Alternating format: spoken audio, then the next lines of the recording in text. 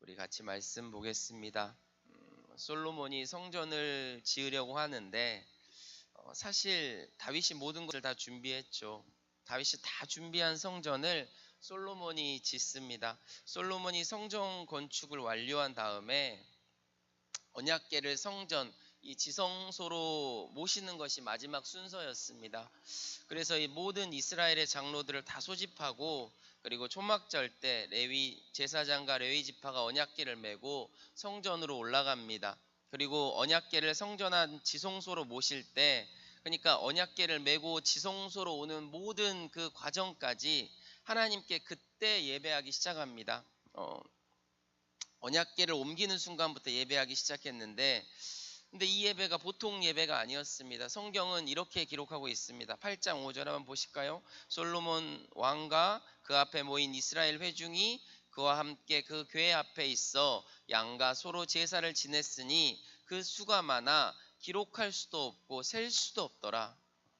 기록할 수도 없고 셀 수도 없었다. 기록이 불가능하고 세기가 불가능한 만큼 예배를 드렸다는 뜻입니다. 사실은 끝없는 예배를 드렸다라는 의미겠죠. 예배가 무슨 정해진 기간, 정해진 예물 그 정도의 예배가 아니라 그냥 예배가 끝이 보이지 않는 예배.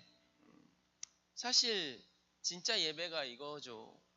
요한계시록을 보게 되면 하나님의 나라 천국에는 24시간 하루도 쉬지 않고 하나님을 찬양하는 것.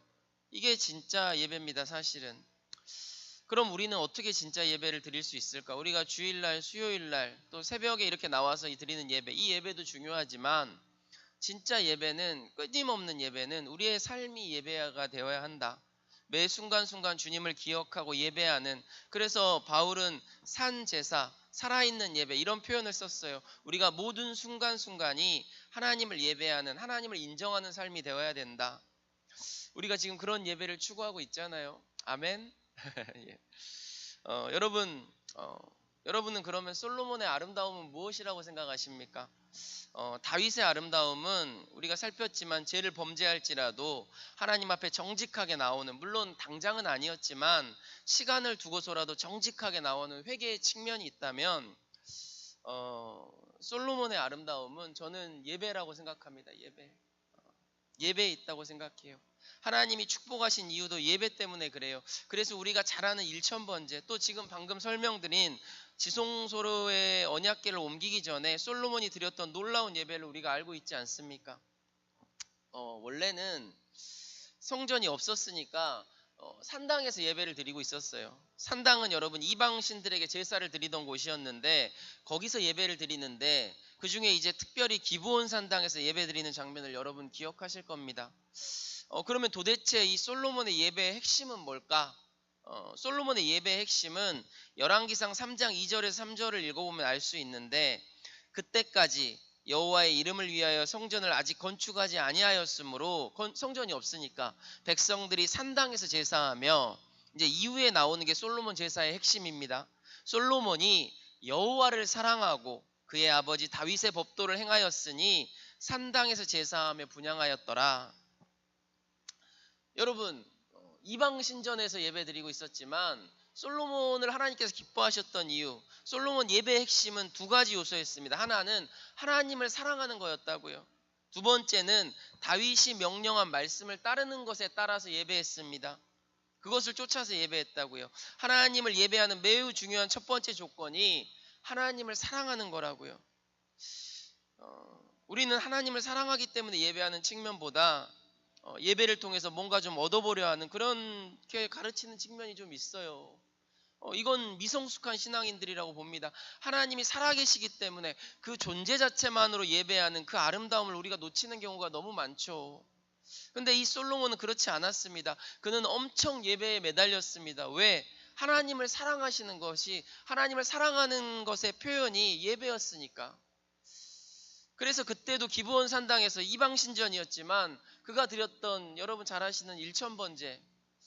그럼 여러분 일천번제는 어떻게 드렸을까? 하루에 한 날씩 일천날을 드렸을까요? 아니면 하루에 3번 아침 저녁 점심 3번씩 1년을 드렸을까요? 어떤 사람은 이렇게도 얘기합니다. 이게 한 며칠에 걸쳐서 한꺼번에 여기저기서 동시다발적으로 1,000번의 엄청난 제사를 드렸다.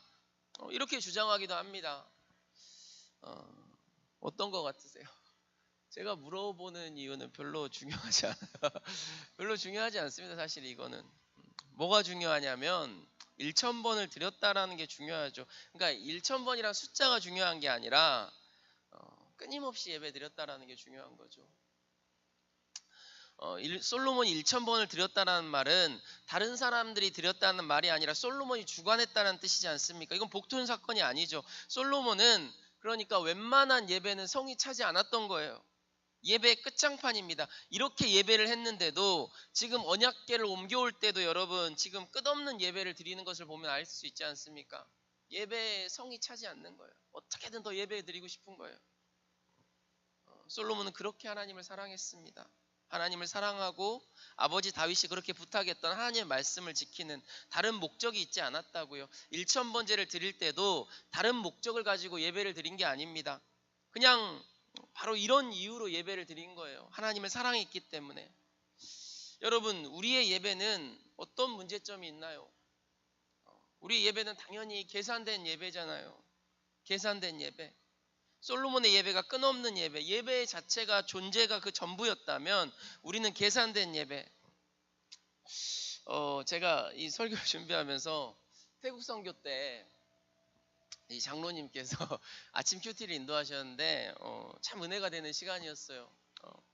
근데 장로님께서 인도하시다가 정해진 시간이 맞춰질 시간이 가까워지면 박전도사가 참 시간을 엄수한다고 혼난다고 이렇게 위트 있게 얘기하시면서 마무리하시는 모습이 기억이 나는데, 사실 제가 여러분 기도회나 예배를 인도할 때 분단위로 쪼개서 시간을 여러분 맞춥니다.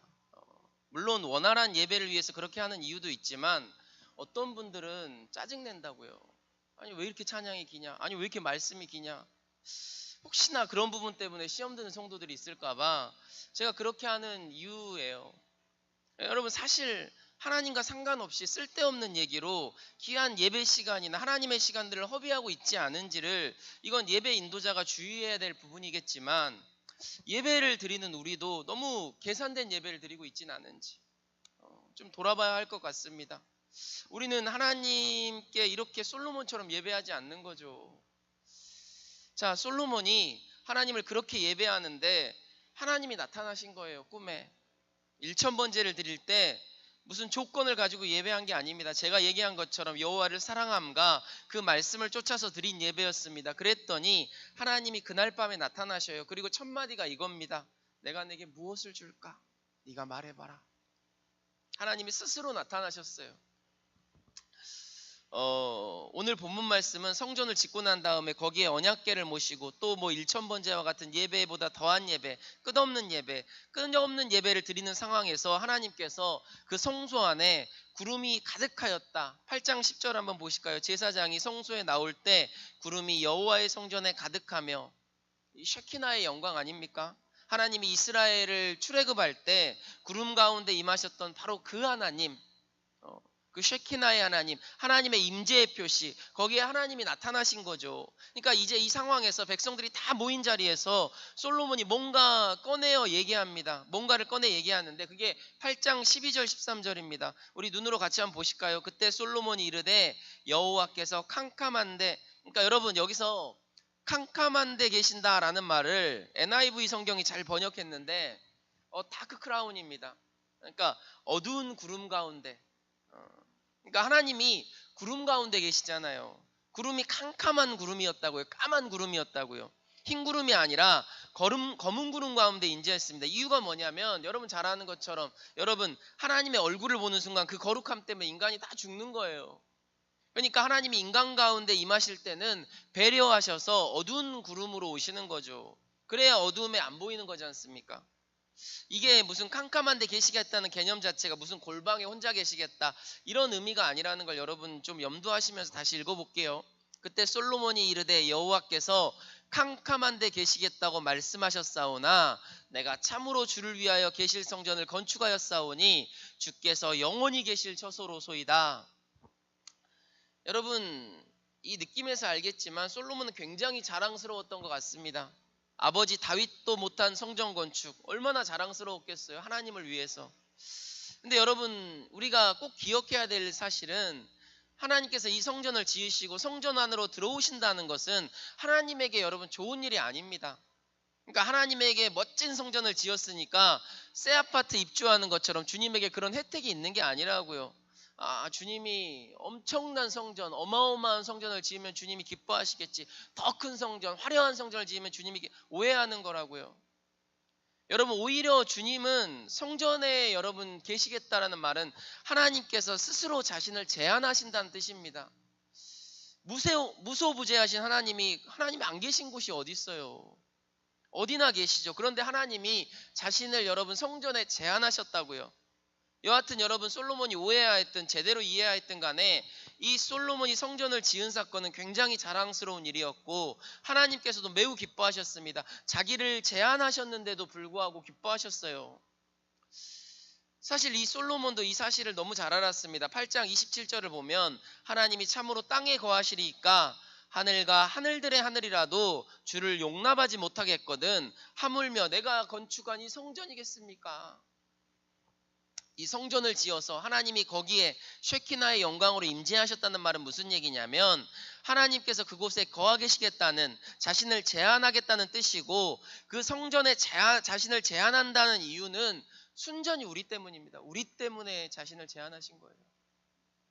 주님은 어디에나 거하실 수 있지만 하나님의 성전이 없다면 우리는 하나님이 어디에 계신지도 모를 것이고 그래서 죄된 늘 범죄하는 우리가 하나님 앞에 내가 지금 제대로 예배드리고 있는지 하나님 앞에 제대로 서고 있는지 하나님이 내 기도를 들으시는지 그걸 구분할 수가 없잖아요.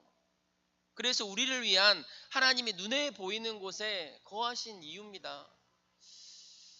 여러분 그것이 하나님의 놀라운 은총이라는 걸 안 솔로몬이 하나님을 동시에 찬양하면서 동시에 기도하기 시작합니다. 이게 지금 성전의 정확한 의미예요.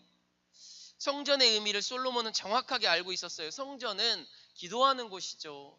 여러분 아시는 것처럼 예수님께서도 예루살렘 성전에 오셨을 때 하나님 아버지께 기도하는 집을 너희가 강도의 구별로 만들었구나 이렇게 탄식하시면서 더 이상 기도하지 않는 집은 존재의 의미가 없다고 하시면서 이 돌 하나 위에 돌 하나 남지 않고 다 무너질 것이다. 여러분 예루살렘 성전의 이 무너짐에 대해서 예언하시지 않습니까? 솔로몬은 이걸 정확하게 알았다고요. 성전은 기도하는 곳이다. 기도하지 않는 성전은 이미 의미가 없다. 그래서 첫 번째 제사를 드리고 난 후에 끝없는 제사를 드리고 난 후에 하나님이 임재를 경험하면서 그가 드린 것이 뭐였냐면 기도였다고요. 기도. 오늘 우리가 본문을 읽게 되면 22절부터 끝까지 솔로몬의 기도가 쫙 기록되어 있는데 이렇게 시작합니다. 23절 한번 눈으로 보시겠습니까? 이스라엘 하나님 여호와여 위로 하늘과 땅 아래로 땅에 주와 같은 신은 없나이다. 그리고 이어서 드린 기도가 굉장히 재밌습니다. 25절 이스라엘 하나님 여호와여 주께서 주의 종 내 아버지 다윗에게 말씀하시기를 내 자손이 자기 길을 삼가서 내가 내 앞에서 행한 것 같이 내 앞에서 행하기만 하면 내게서 나서 이스라엘의 왕위에 앉을 사람이 내 앞에서 끊어지지 아니하리라 하셨사오니 이제 다윗을 위하여 하신 그 말씀을 지키시옵소서. 그 하신 말씀을 지키시옵소서. 마치 명령하듯이. 그러나 여러분 이 기도가 불경한 기도라기보다는 하나님의 거룩하심과 전능하심에 대한 인식에서 나온 긍휼을 구하는 기도입니다. 솔로몬이 안 거예요 이걸. 하나님은 어디에나 계시지만 또 어디에나 계신 하나님이 우리가 부를 때 그 기도에 응답하시고 또 그 기도를 기뻐하신다는 것을 알고 있었죠.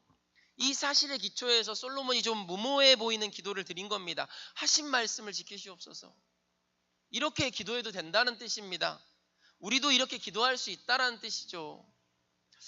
여러분 마치 엄마한테 막 엄청나게 잘못해서 혼났어요.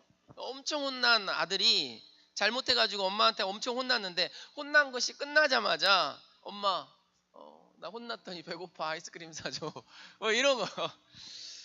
야, 이놈의 자식아. 좀 전까지 엄마한테 매를 맞더니 이놈이 아이 정신 못 차렸네. 이렇게 하는 어머니와 같은 얘기예요. 그러니까 무슨 얘기냐면 우리가 살폈지만 다윗이 하나님 앞에 엄청난 죄를 범했지 않습니까? 면목 없는 거예요. 나갈 수 없는 겁니다. 하나님 앞에 다시 돌아설 수 없는 거죠. 하지만 또 반복했잖아요. 그러나 여러분 다시 하나님 앞에 자복하고 회개하고 그분께 용서를 구했던 다윗을 하나님이 다시 받으셨다고요. 면목 없지만 부끄럽지만 다시 하나님 앞에 나아갔다고요. 기도했다고요. 그래도 된다는 뜻입니다.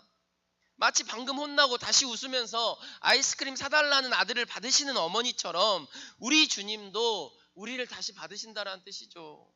그래서 솔로몬이 그 사실을 빌어서 면목 없지만 다시 빈 거예요. 그래서 기도한 겁니다. 면목 없는 아들이지만 이제 그 하신 말씀을 지키시옵소서. 그렇게 기도한 겁니다. 사실 오늘도 우리에게 성전이 있다는 사실은 매우 감사하고 안심되는 일입니다. 왜냐하면 우리가 범죄하였을 때 우리가 하나님의 이름을 부르기도 민망하기 때문에 그렇습니다. 그러니까 여러분 신약 성경에서 보게 되면 소위 죄를 범한 세리와 같은 죄인들이 예배당에 못 나가는 거예요. 부끄러워서. 성전으로. 그래서 성전을 향해서 어떻게 합니까? 그냥 서서 우는 거예요. 그게 기도였습니다. 성전이 있다는 것의 장점, 하나님이 주신 은총이 뭐냐? 성전이 없다면 여러분 이거 혼자 막 이렇게 후회하면서 흐느껴 울어도 낭망하고 그래도 이게 그냥 혼자 하는 것 같잖아요. 그런데 성전이 있다는 것은 성전을 향해서 서서 울 수 있고 성전을 향해서 내가 기도할 수 있다는 것. 그래서 이렇게 얘기합니다. 열왕기상 8장 30절 다 같이 한번 읽어볼까요? 같이 읽겠습니다. 주의 종과 주의 백성 이스라엘이 이곳을 향하여 기도할 때는 주는 그 간구함을 들으시되 주께서 계신 곳 하늘에서 들으시사 사하여 주시옵소서. 이곳을 향하여.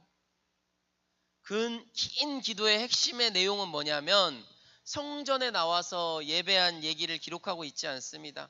성전에 나와서 예배하면 기도하면 주께서 들으시고 이게 아니고 전부 뭐라고 했냐면 성전을 향해서라고 얘기했어요. 성전을 향해서. 그러니까 사실은 여러분 그 당시에는 성전이 하나밖에 없지 않습니까? 예루살렘 성전.